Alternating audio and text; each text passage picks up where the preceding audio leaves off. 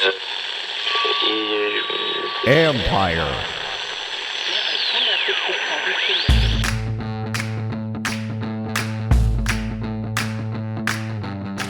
Hello and welcome to my podcast. Do me a favor, subscribe to the John Keim Report wherever you get your podcast. You're watching on YouTube, hit that like button, hit that subscribe button. You can find us there as part of Empire Media. That's AMPIRE. Always much appreciated when you tune in. Don't forget, you can read my work on ESPN.com. I'll have a story up on Thursday about Sam Howell, kind of looking at where did this kid come from? I know you guys know it, but other people will know now too. And where did he get the demeanor, the preparation? What went into him becoming a really, really good college quarterback and why he's in the position he is now? So that'll be up Thursday on ESPN.com to get you ready for the Bears-Commanders game Thursday night.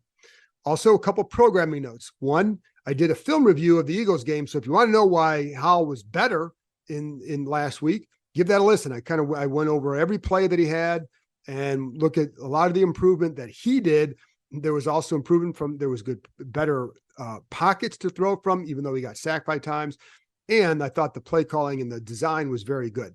Also went over Emmanuel Forbes' issues. Yes, he had some issues. We all know that. What can he learn from that game to help him moving forward? That's a big thing. So anyway, and then also Bram Weinstein, the voice of the Commanders, and I did the live stream show Tuesday night. That also is up. You can give that a listen.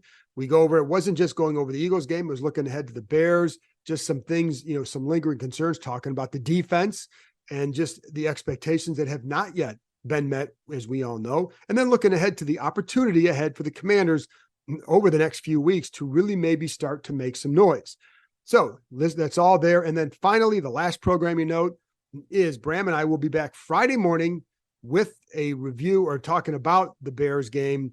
And so there you go. Listen Friday morning and we'll go from there. So in a minute, I'll get to my keys and then a prediction for the Bears game. One little topic I wanted to address, and I don't want to spend a lot of time on it now because this is really about the keys to the game and a prediction, but it did come up this week about the lack of help really from the rookie class so far. And only Emmanuel Forbes is really the only guy helping from scrimmage, and he's their third corner essentially. When they go into nickel, he's the outside guy. And but he's the only guy that's really helping from scrimmage. Chris Rodriguez has played a handful of snaps, some of the others, but that's it. And Quan Martin has been really just a special teamer. So, listen, four games in does not a draft class make. So I'm not going to sit there and make some sort of grand judgment on the draft class because it's really a process over time. Some guys are drafted not necessarily to help now. I mean, you look at KJ Henry, Andre Jones, those are guys that you need to groom and develop for the future because you have you have 5 guys, not hamburgers, but 5 guys, 5 players who are defensive ends who are free agents after the season. You need to find some younger, cheaper help as backups. Those guys need to develop. That's why you draft them where you did. But there you certainly in your top 4 picks, you need to get more help than they have. And that, Forbes is playing a key role and he'll continue to play a key role. Quan Martin is a guy that I'm a little surprised by. I didn't mind the draft pick. I like him as a player. At the time, you wondered, well, where else could they have gone? And, I know in hindsight, tight end, they didn't need a tight end at that time. Despite what anybody thinks, like they like their group. And if Armani Rogers is healthy, you're looking at this group differently. You didn't know Rogers was going to get hurt during the draft. So a second round tight end is not going to come in and play a lot for you. So he would have been the same position as Quan Martin. Another corner, same thing. Another receiver, same thing. But the area where, certainly at the time, I thought they would do it. And in hindsight, would have been drafting a tackle or a guard or a guy like Cody Mauch who could play both. He went right after Washington. Now, did they absolutely need a guard? Well, you had Sam Cosmi moving inside. They liked him a lot. Then they had Sadiq Charles on the other side.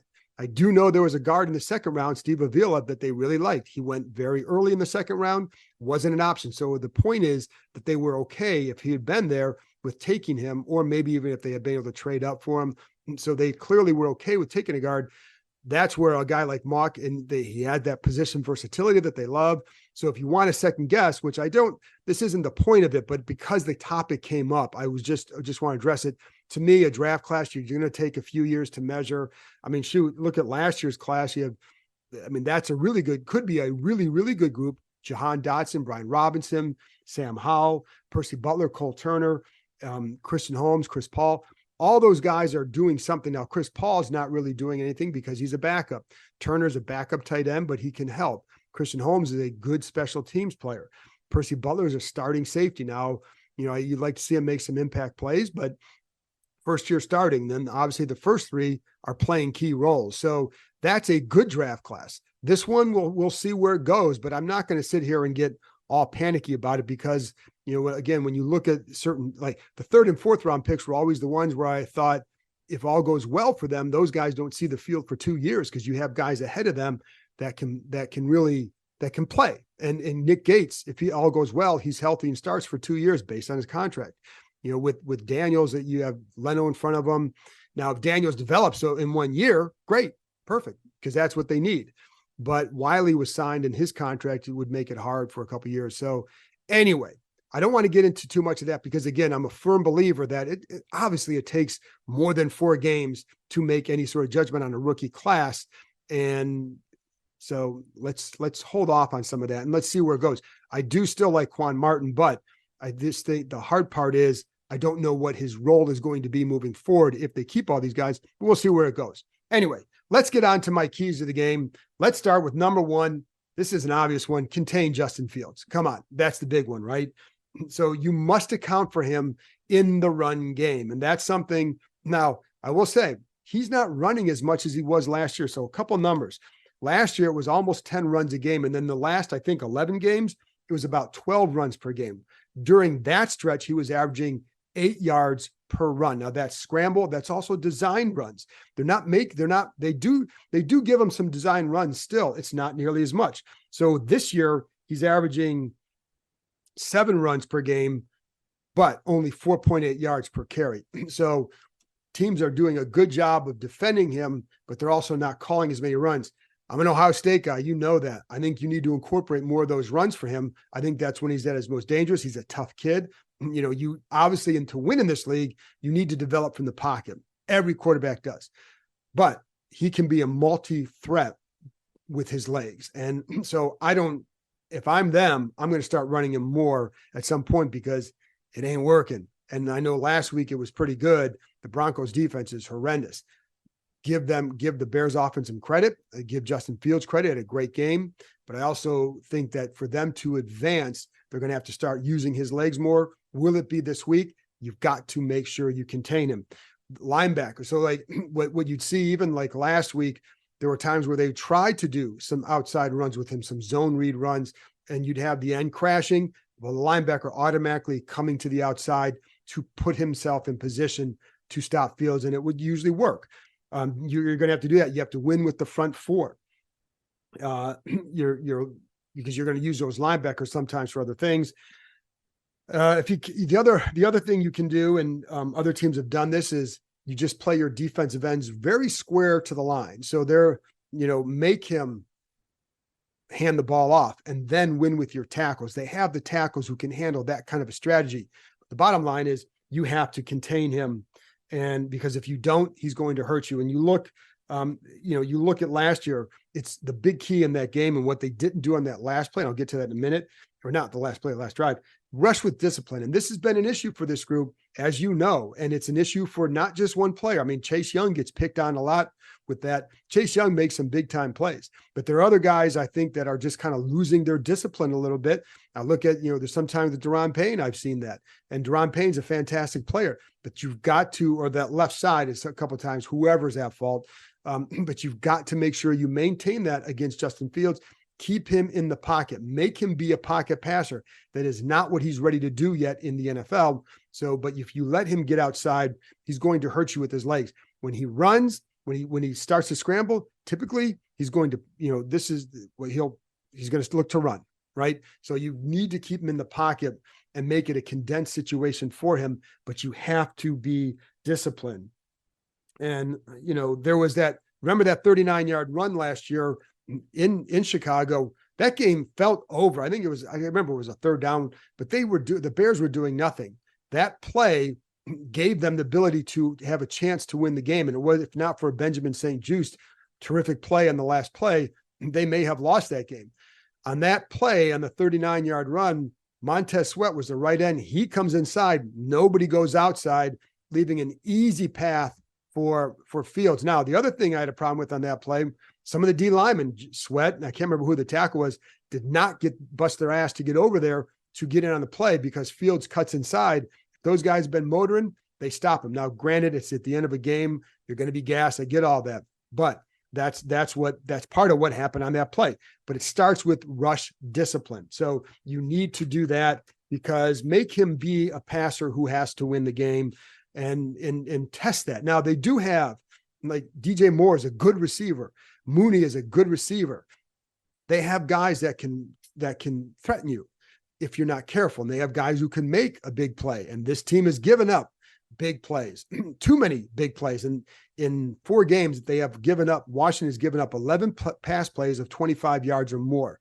That's the number they gave up in the final 8 games combined last year. It has not been good. And, Emmanuel Forbes has given up a few of those, and probably the bigger percentage of those, but it's not just him. So you've got to be careful with that. Now, on throwing the ball, this is another little stat, but Justin Fields on throws of air yards of 25 yards or more, not very good. I think it's like 22. I think he's 2 for 9. Has one. He's one of the worst quarterbacks in the league at throwing the ball down the field. But he has a good arm. You don't want to test him in that role. You don't want to give him those open shots, because he can absolutely hit those. You saw that against Denver last week. Another favorite target of his is tight end Cole Kmet. Pretty solid, can block, can be an inline blocker, release for a pass. You'll see him pass protect, and then release. That's something that he'll do too. And it's something where Justin Fields will hit him for a touchdown last week down the seam. Horrendous coverage by the Broncos. So, just play the right coverage and you'll be okay there. But he is a threat, and the Bears can be a threat if you're not careful. But it starts with containing Fields, keep him in the pocket.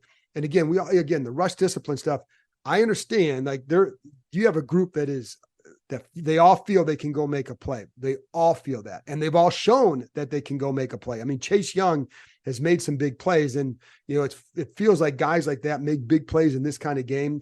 But they need to make a game-changing play, because they haven't made them in the last few weeks. They need to get some pressure on him, but keep him condensed. Be smart with your rushes. And if not, then it could be a more dangerous game than it needs to be for them. Number 2, this is on run the ball. Run the ball, because let's see, the Bears. Now, I will say the Bears defense against the run, numbers wise, not bad. So let's look at this. 10th in yards per carry, 10th best in yards per carry at 3.8 yards allowed. 18th best, though, in yards per game. That's 115 and a half. So they're not horrible against the run. This is not the primary goal here. And I'm going to get to my third key in a minute here, which will explain that. But let's look at the last 2 games. And this is why I say that. So first of all, they play a lot of 2 deep safety. This is Matt Eberflus. When he was with the Colts, this is what he did. This is what he always does. So that 2 deep safety, it's daring you to run the ball. That's what you do. When it's a 2 high, run the ball. So that's why I say you're going to have to do that a little bit more than maybe what they've done in the first half of some of these games. So I think it's there for them. Again, I don't say flip the switch here and just run a lot more than you pass, but it is there for them. Put yourself in some good down and distance situations. Last 2 games. 2 games ago against Kansas City, similar offense. We know that. Not similar quarterback, similar offense, similar style, philosophy, etc. 153 yards on the ground for the Chiefs. Then and some counters with the running back too and all that. Denver averaged 5.1 yards per carry. Now, they had to get away from the run because of, the game 28-7, all that. But they did average 5.1 per carry. So D-line is not great. They did spend in free agency on linebackers, Tremaine Edmonds, TJ Edwards, brought them in. The problem is, behind this line, I don't think they're as effective. And so I think it's a tough situation. Like, they need to improve that D-line. They did sign Yannick Ngakoue as a pass rusher. He's not a run stopper, folks. So that's a problem for them. So when I look at their linebackers, you see Edmonds, you see Edwards, there are times where they're not playing as fast as they need to, whether because double teams are, they're not their line's not going to hold double teams, so guys are getting to them a little bit sooner. But I also think, it's a new defense, et cetera. So they're not as dynamic or making the big impact that I think they hope they would, coming from Buffalo and then Philadelphia. And so I think you can take advantage of some of that. And I think what part of the way you can do that, you can also spread it and run, create some gaps. And I think it's going to be there, cause the hesitation in those guys, because you especially see Edmonds sometimes hesitating. The dude's it's fantastic. He's got all the, the measurables that you want, and the speed and the athleticism, but cause them to hesitate. You create gaps. The other way you can do that is RPOs, so things like that. So I think that's something that you can really get them on, to, again, get some yards and just create some positive situations for yourself and down and distances. So there you go. I'll get to this in a minute. Number 3, attack the secondary. This is the final key, because this secondary, like the Eagles secondary, was bad, and they were missing some guys. They did not play well. They attacked them. A lot of zone last week, a lot of zone this week. And I think that's a good thing when you look at for how the timing on some of these routes last week were not disrupted. So the guys were able to get to spots, and he was able to deliver the ball on time a lot of times because of that. I'm expecting some of the same stuff this week against the Bears defense. Now, the Bears defense also missing, let's see, they're missing a couple corners. They're missing a couple defensive backs. They're banged up secondary. I think last week they had 2 rookies in there, down a couple starters. This is a group that you can take advantage of. And I think that's something that you really have to focus on. So one of the ways you can do this, you can widen the splits a little bit to create force the safeties to widen their splits a little bit. And now you can attack that deep middle. And if they're going to rotate over, now you can throw behind it. I've seen teams do that. You attack the middle and you come behind it with maybe a deep dig, and then you can get some yards there, get some yards after the catch with it too. But that's something I think that is very available to Washington tomorrow night. And I like the way Sam Howell played last week. Who didn't, right? It was really good. But there was the quick decision-making. It was getting from Reed's not there, boom, there it is. Less than 3 seconds, really good timing, really good rhythm. I think the same thing can be available. The Bears do not have a good pass rush. I know, but I'm just telling you, they don't have a good pass rush. And so if this group has trouble with them, that's a big problem. So, whether it's the holding the ball or the tackles, whatever it is, that would be a problem. But the Bears have not done well in that area. But Ngakoue has been a good pass rush in the NFL. And, I think for Washington, you don't want your group, your protection to be a slump buster for the Bears. So, but, that's where you can, and again, with that cover 2, one thing that Eberflus's D's will make you do a lot of times is just to be patient. So take the profit. And they're going to try, they're probably going to, what I think my guess is they're going to make them just work the way down the field and then be strong in the red zone. So I think that red zone attack is going to be very important. But the other thing you can do against this group is run some screens. And I've seen that, the linebackers are pretty good, but you can definitely, I think you can have some success running the screens. I think they should feel like they can have that. And I think that's another way to attack the Bears, not necessarily the secondary, but certainly attack the Bears defense. So listen, pretty basic, man. I think that's what you have to do to do it. Oh, the other thing is too, the Bears don't blitz a lot. They're, in fact, let's see, what were some of the numbers? So only 2 teams have blitzed fewer this year than the Bears. Now there are 2 teams Washington has played, and both had some success rushing the passer against them, Arizona and Buffalo. So, but different defensive fronts. Certainly for Buffalo. And I think that's, so the Bears do not have that kind of talent. So I don't think that we're going to be looking at the same situation. I think they've only blitzed 23 times this season. And I'm not expecting, I would say, I think they blitzed 8 times last week. So I would expect some. You're going to have to try and test this protection, for goodness sake. It'd be dumb if they don't do it a little bit. And, you see sometimes some safety blitzes. And that's where Howell's just going to make sure you see it, get the ball out, because the big plays can be there. So now this is a really good opportunity for Washington to start to get on a roll. And, if you, again, tired of the measuring stick stuff, but this stretch will show us a lot of what they are, because in each of these games, I think they should be favored, whether against the Giants, Atlanta, and then, against the Bears, Atlanta, and then the Giants. Not looking ahead. I'm allowed to look ahead. You can look ahead. The players can't. But this is a good possible stretch for them to create some separation, perhaps, or some momentum for the rest of the season when the schedule gets a little bit harder. Starts with playing well Thursday night. Now, how is this team going to rebound from a tough game? Well, ask the Bears that. The Bears are going through a lot of disarray, a lot of chaos over there. They are, it's funny because when some of this stuff happened with the Bears a couple of weeks ago with their DC quitting or resigning and all the other issues, I know those of us in the Washington press room are like, can you believe it's not happening here? And so they're going through a lot. The coach is getting questioned. The quarterback's getting questioned. And I think the way Justin Fields played last week kind of quieted some of that. However, they're 0-4 and they blew a 21-point lead at home. And there were some coaching decisions. They went for it on a 4th down from the 18 to try and bleed the clock. Didn't get it, give up a big play, they lose the game. So that kind of stuff can linger with them. And when you have a team like that, you got to throw some punches early, man. You can't let them hang around.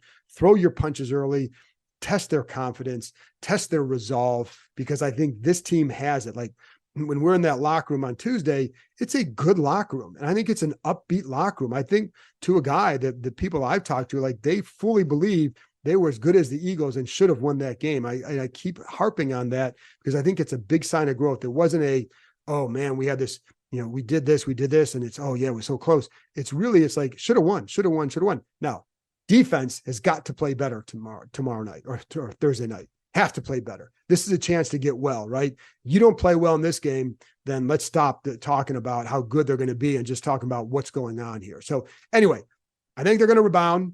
I think they're going to win. I'm going to go 30-17 Washington.